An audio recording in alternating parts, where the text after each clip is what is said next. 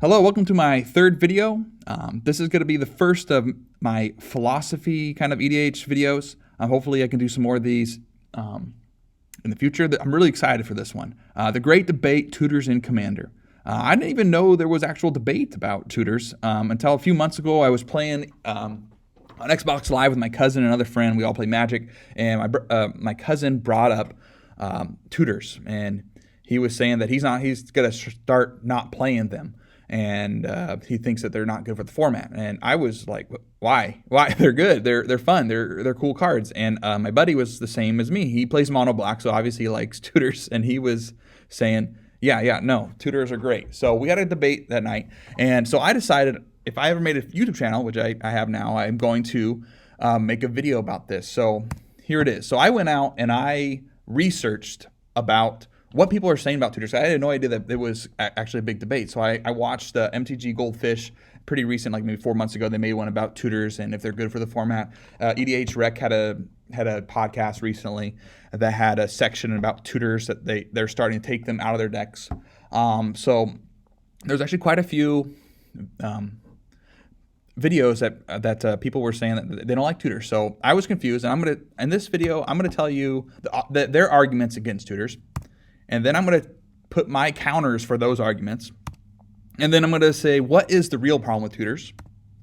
And then I'm going to tell you my arguments why we should have tutors, why they're okay for your decks. All right, the arguments against. I only found like 3 of these, so let's go through them real quick. I had the main one that was said in like almost all of them was this is a singleton format, and then once you add a tutor, they feel like it's not a singleton format anymore because, let's say, Vampiric Tutor can get any card in your deck. So now you have a second copy of all your cards in your deck. So people were saying in their channels that since it's a singleton format, you add tutors, it's not in the spirit of the game. So that was kind of these kind of go hand to hand. They're kind of the same point, but that was most channels said that it's not in the spirit of the game. And one other thing they said was that the tutors make decks too consistent, and they say they like variance. They like to play from the top of their deck. So that's all I could find about for arguments against tutors. But if you think I've missed a crucial one, go on the comment section and leave what you think was another argument against tutors, and we can have a little debate in the comment sections, and maybe you can sway me away from tutors. But yeah, these are the ones I can find on there. So here's my counterpoints. Let's start off with the singleton format. Their argument that this is a singleton format, we shouldn't play tutors. Now, I actually think this is the most common one that I heard in all the videos. The singleton format, I think this is the weakest one by far. So I just want to show you some cards here, and stick with me. I have a point for all this. So here we go. I'm going to show you some cards. What about Day of Judgment and Wrath of God? You can see by the picture that they are pretty much doing the same thing, and they're blowing up the board, and they have the same mana costs, okay? But this is a singleton format, so if you play Wrath of God, you should not play Day of Judgment, okay? Same thing with Kodama's Reach and Cultivate. I bet every green player has played both these in deck before, but it's singleton format, so you shouldn't, okay? Fork and Reverberate, maybe you're spell slinging deck, kind of the same effect, actually, exact same effect. And Sun Double Clone, they clone things, and here's the black cards for you. Grimhair Respect and Midnight Reaper. I could have kept going on this forever. There's tons and tons and tons and tons of Blood Artists, Zolpor Cutthroat, tons of things that have very similar effects. But this is a singleton format, so if you play one of these, you shouldn't, right? So that's why I think this is a bogus kind of argument. But some people might be like, that's dumb. No, that doesn't make sense because Midnight Reaper isn't every other card in your deck. Okay, well let's switch out Midnight Reaper for a tutor. Let's switch it for Recruit of the Guard. Now, what do you think here? What is this more of a singleton deck? Grimhair Respect or Recruit of the Guard, they literally have no shared text, while these two are the exact same. Is Recruit of the Guard better than Midnight Reaper? Yes, because it is way more powerful, but that does not mean that your deck is now not a singleton deck because Recruit of the Guard can get Grimhair Respect. We have to look at tutors differently. People see tutors and they say, oh, like a demonic tutor, it gets every card in your deck. Yes, that's true, but it doesn't make it every card in your deck. Like, this Recruit of the Guard is not a Grimhair Respect. What Recruit of the Guard, because a Recruit of the Guard in this deck, this maybe might be Orzhov Aristocrats deck, this Recruiter Guard in this deck will be a Grim Harespec. But what's great about Recruiter Guard is in the different deck, it will not be a Grim Harespec. We have to look at tutors and say that they're modal cards that you actually get to pick the modes. You get to create the modes of your modal card, which is great. So maybe if I was making this Aristocrats deck and I have a Lurrus in my deck, or maybe Lurrus is my commander, maybe I put Kami of the False Hope in there. So now Recruiter Guard is a Kami text and a Grim Harespec text, which is, I think, sweet. I don't think this is bad. I think that's awesome that you get to create your Recruiter the Guard and what it can do. Now let's look at the similar thing. This Cryptic Command is actual modal card. It's an amazing card. I love this card. But it's not a dismiss, right? They literally can do the same thing, but Cryptic Command is way, way, way, way more powerful because it can tap down your creatures and do other things. Just like Recruiter the Guard of Midnight Reaper. Obviously, the Recruiter Guard can grab the Midnight Reaper, but Recruiter Guard can do other things too. So we just have to look at tutors as not copies of other cards and so they're modal cards. They're really, really fun to build around. All right, so tutors are too consistent, and I like variance. Consistency is not a problem. Why would people put in Midnight Reaper and Grim Harespec? It's because they want their deck to be consistent. So I don't know why people, the same thing, that tutors are too consistent. You want your deck to be consistent. I helped one of my buddies, they had a Boros deck, and I said, hey, like, put this kind of tutor in. You can put maybe a Stoneforge Mystic in your Boros equipment deck. And he put it in there, and he put a couple more tutors in there to kind of help it out. And he went to FNM, and he said, that was fun. I had a lot of fun with that deck. And he won some games. It was great. Don't people want to win some games with their decks? They want it to be consistent. They want it to perform, right? And then they say they like variance. Why does everyone not everyone, but a lot of channels put out templates of how to make your deck? Everyone's kind of copying the same template. You have so many mana rocks, you got so many of this and that, and a lot of decks are kind of shaping out to be very, very similar. And I'm going to kind of go into this a little bit more. But let's look. This is why I say consistency is not the problem. It's not the problem. But here's another. Here's an example. My cousin, the one that was brought up tutors to me, he just texted me about this deck that he's making. He put in Sifter of Skulls, Pitless Plunderer, and Pawn of Ulamog. Now, if you look at these texts, they're all very, very similar texts. When creatures die, they make mana. Singleton format, but why did he put all these things that have pretty much the same text? Because he wanted to be consistent, right? Now, I asked him, why do you want these in there? And he wanted to put Altar of the Brood. Now, I forgot to mention, in this deck, he said, I'm not putting any tutors in it. Now, if he wants to build Altar of the Brood, it's going to be very, very hard to get Altar of the Brood with no tutors and then do your synergies with Altar of the Brood. So, if I was him, I'd put Tricket Mage in there. Tricket Mage could get Altar of the Brood. It was an Esper deck, and he had a bunch of spell bombs. It synergizes, right?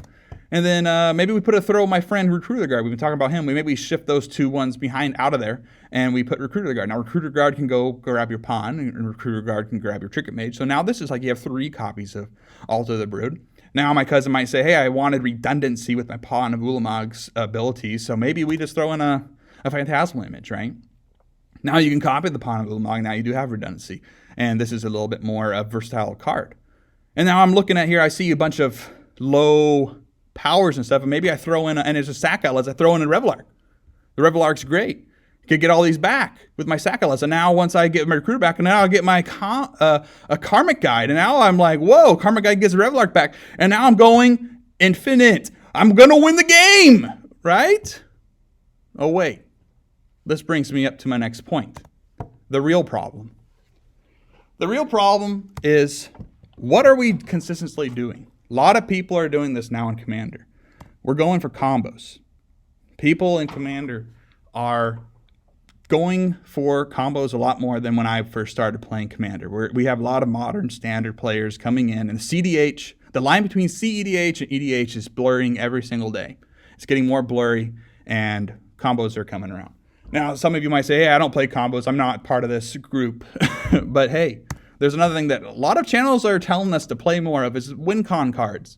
Now, I actually sometimes think these cards are worse than combos because they're one-card combos. You got your Crater Hoof, Torment Hellfire, Expropriate, A bunch of other ones that I don't have up here, just crazy. Now, hey, let's tutor for expropriate. Let's go mystical tutor, and we put it as easy. But that was easy. You win the game. Let's birthing pod my Avengers in a car for creator of. That was easy. I'm gonna demonic tutor for torment and hellfire or hailfire. That was easy. You just win. And I feel like decks nowadays, there's just a bunch of easy buttons put in their deck. Now, is this the new spirit of the format? Are we just a bunch of decks waiting to whoever finds their easy button first? Now, I feel like that's what the problem is. We're not doing tutors correctly. How can we use tutors then? T12, how do we use tutors? Well, let me tell you a story about a guy that was just a great dude. His name was Uncle Ben. And what he said was, with great power comes great responsibility. We love you, Uncle Ben. And what we have to do is tutor responsibly. All right? Now, what does that look like? If you have seen my videos, I had a Tamir deck. You go on there and go back on my channel and find the Tamir deck, and maybe put it in the notes. My Tamir deck, I had a mystical tutor in the deck, and a Nexus of Fate. And my Tamir deck was a Maelstrom Wanderer deck. So I found myself tutoring for Nexus of Fate.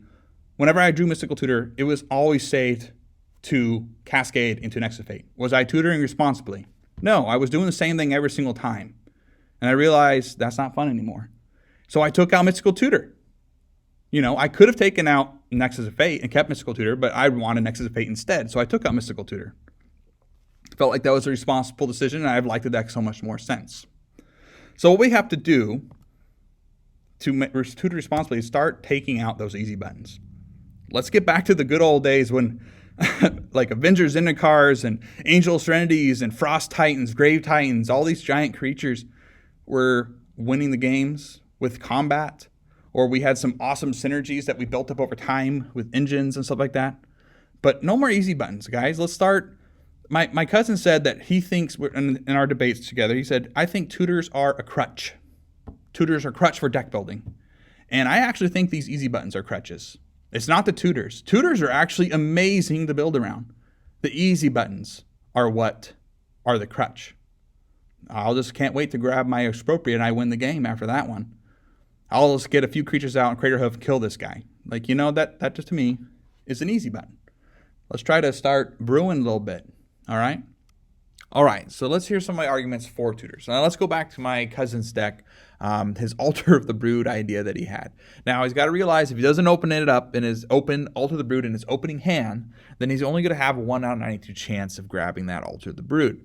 Now, if you're not a math person, that's 1.1%. That is very low, and if that is even hard to understand, we can look at a jar of jelly beans, and let's say this jar has 92 jelly beans, and one of them is the one that you want, and it's the Altar of the Brood jelly bean.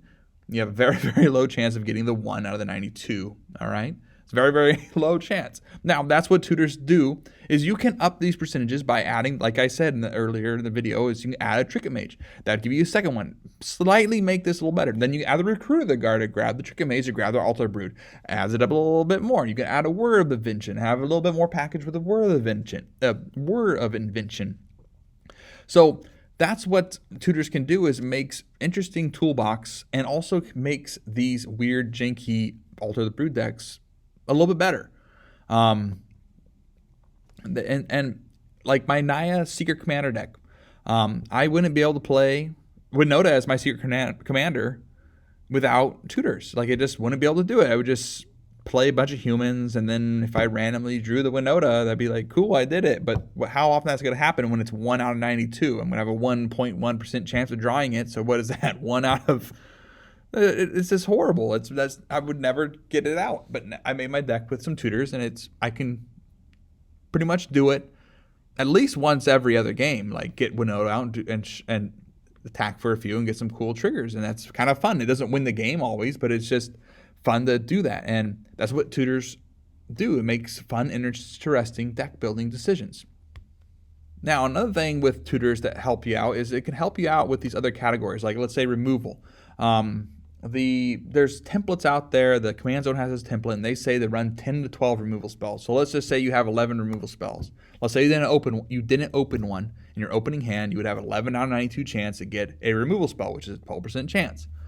You can up this number with a bunch by not adding more removal spells. You can add like interesting tutors. Like if you had a blue deck and you wanted to run, like I have an assassin trophy in my Sultai deck.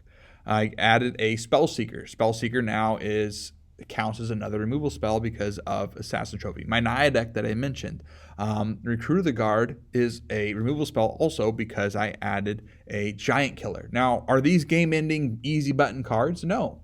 I'm being responsible. I'm tutoring for interesting effects.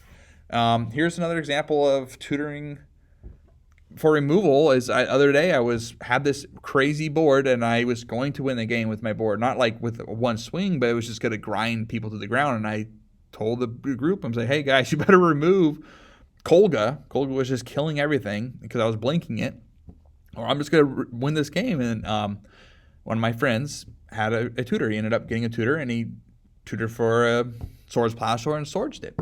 And then the game kept going. So that's just, tutors help the games be very fun and consistent. Consistency isn't a bad thing. Consistency is fun.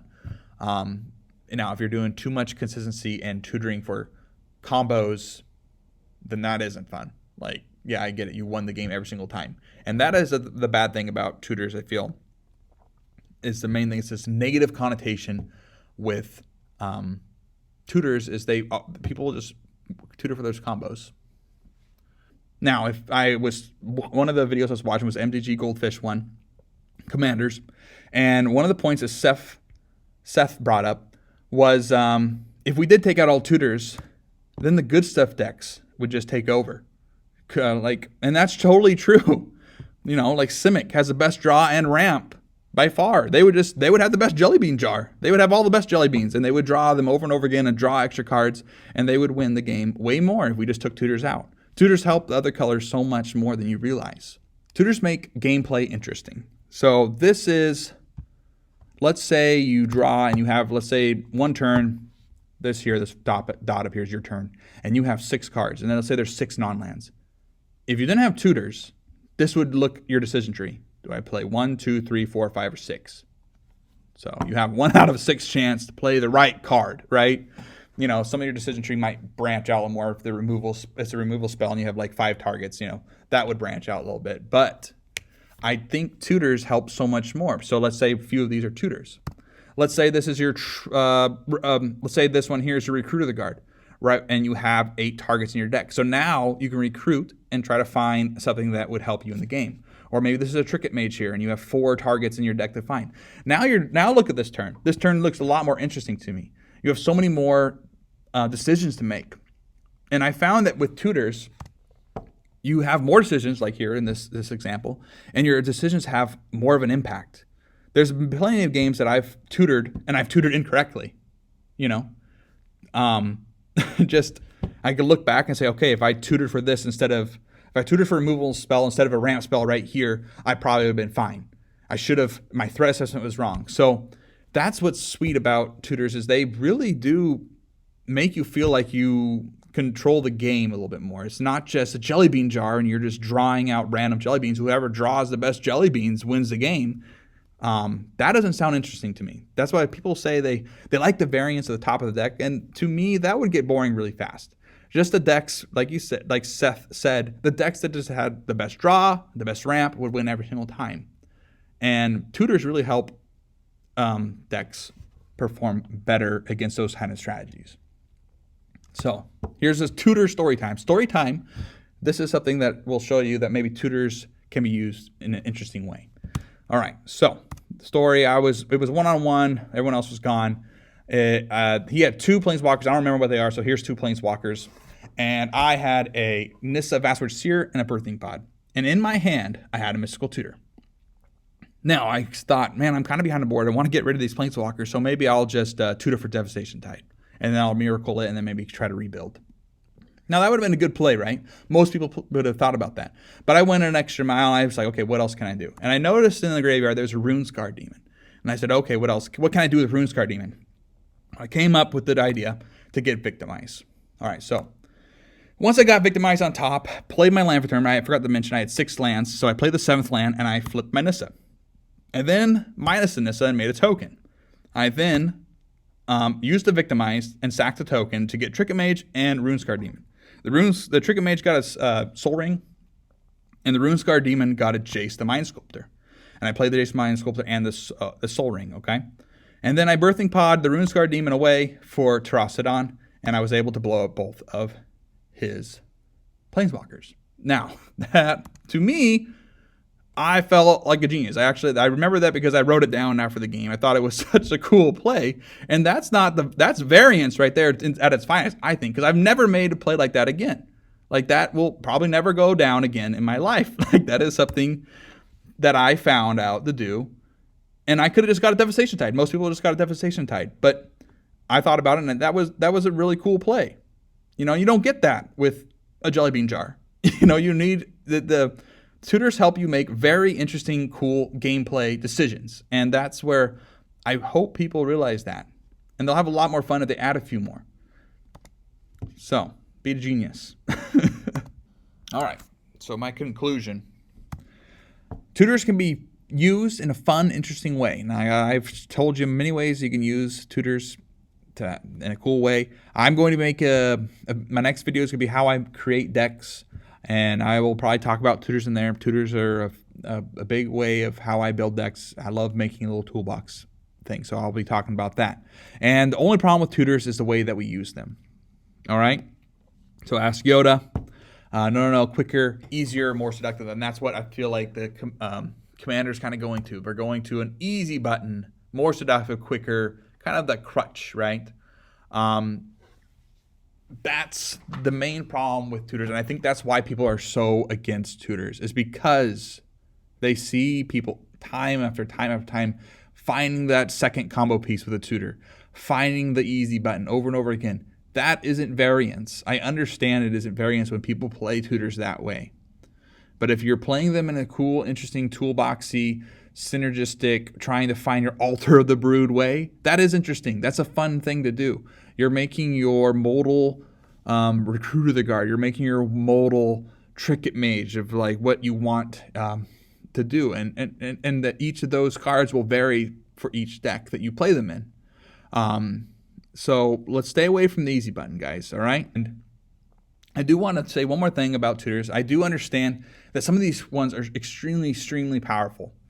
Demonic Tutor, you don't need to build around it, right? You just, if you have black, you throw it and then you get any card you want. So I understand that some of these tutors are too good. I do understand that. So don't think that I don't understand that. So if they were going to ban tutors, don't ban all the tutors. These ones like Trinket Mage, Recruiter of the Guard, all these ones that are more narrow are just super interesting to build around. But Demonic Tutor, if they banned it, I wouldn't care. I understand it's too easy. If Vampiric Tutor and Mystical Tutor were other ones, I think they should ban it because Miracles are really good and Vampiric Tutor gets anything as well. So I agree with that. They're very, very powerful cards, but there are also very, very powerful cards in Commander already, right? But the tutors can get them. But remember, tutor responsibly. And build your decks responsibly too. So I want to hear what your thoughts on tutors. Did I help you out with thinking differently? Was I completely wrong? I want to hear, comment about it. And maybe this is something that you could talk to your play groups around. Maybe you guys don't play tutors and you're like never going to play tutors and you don't agree with me. That's fine. That's your play group style. That's fine. And then maybe some of you say easy buttons are the best things in the world. Do that. That's fine. And that's what's great about EDH. You get to play how you want to play. All right. Thank you and have a good one. Bye.